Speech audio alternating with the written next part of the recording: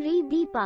रात के भोजन के उपरांत चौका चूल्हा साफ करके सोने जाइए और जूठा बर्तन को धो धा के साफ कपड़ा से पोंछ कर बर्तन स्टैंड पर करीने से सजा दी है।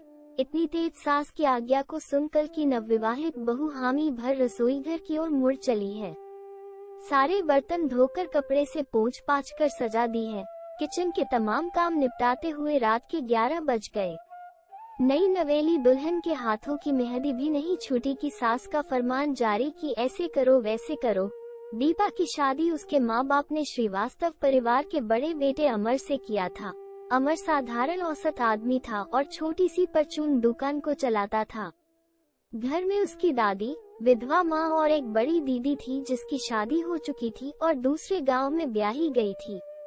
एक छोटा भाई भी है जो कि शहर में ISC की पढ़ाई कर रहा, लेकिन अमर अपने गांव में ही रह गया था और घर के बाहर छोटा सा दुकान खोले हुए था और खेती बाड़ी भी देख लेता, जिससे साल भर अनाज, पानी, थोड़ा बहुत दलहन वगैरह उपजा लेता। दीपा अपने ससुराल में रहते समझ गई थी कि सास उसके साथ हिटलर बाजी क्यों कर इख्तियार की है, क्योंकि दादी सास ने सास को इसी तरह से कोल्हू बैल से जैसा काम लेती रही थी। अमर की माँ को चैन से बैठने नहीं देती, जिससे घुटने घिस गए थे और वो ज्यादातर बैठी रहती, लेकिन वही सब कुछ अपनी बहू के साथ इतिहास दोहरा रही थी। अब तक दीपा भी सास का मान रखती आई है, लेकिन 8 साल बाद देवर की शादी हुई है, लेकिन देवरानी ने आते ही अपना रंग ढंग दिखाना शुरू कर दिया। शादी के चौथे दिन ही अपने सारे बईज्जत के साथ आंगन में देवर को लेकर खड़ी है। दादी सास और सास भोचक हो नवीन बहू को ताक रही है। ई नई की बहुरिया भी आई है और कहाँ चल दी? ऐकर नफासत तो देखे लोग, कहाँ जा रहे हो समर? साथ में नई की बहुरिया भी सामान बांधे खड़ी है। अभी तो आई है, तनी घर के काम काज सीख ले और हम सबकी सेवा शुश्रूषा भी की नहीं और तेरे साथ तैयार है जाने को।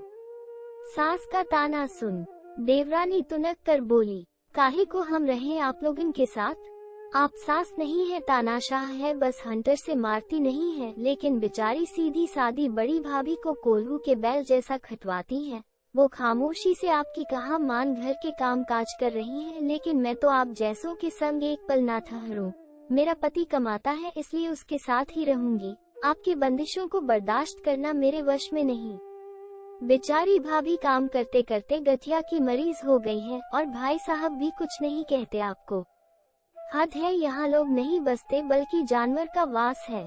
काम की पूजा होना चाहिए, लेकिन चाम चमड़ी की स्वस्थता का ख्याल रखना बड़े बुजुर्ग को शोभा देता है, ताकि उनके संरक्षण में हम छोटे भी सुरक्षित महसूस करें। जा रही हूँ बड़ी भाभी, वहाँ शहर में घर लेने के बाद आप भी आ जाना। बच्चों का नाम भी वही लिखा देंगे ताकि उज्जवल भविष्य हो उनका। आप सिलाई कढ़ाई जानती ही हैं, वहाँ पर बुटीक खोल लेंगे, आपको भी रोजगार मिलेगा और 8-10 महिलाएं को भी काम।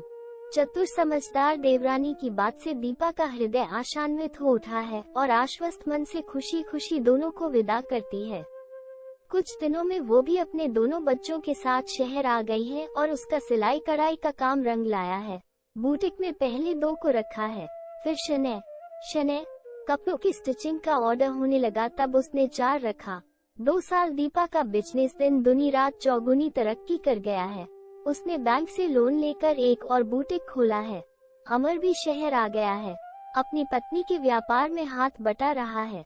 कभी कभार सास और दादी सास भी आ जाती है, लेकिन दीपा ने दोनों का मान सम्मान को बरकरार रखा है। उनको वैसे ही आदर देती है जैसे पहले दिया करती थी। फर्क बस इतना है कि अब वो अपने मन की मालकिन है और कमाओ भी। देवरानी जेठानी ने 2 फ्लैट को एक में जोड़कर रहना पसंद किया है। दीपा आज भी देवरानी को सच्ची सहेली और हितैषी मानती है। जानती है कि वो आज जो भी है देवरानी की वजह से।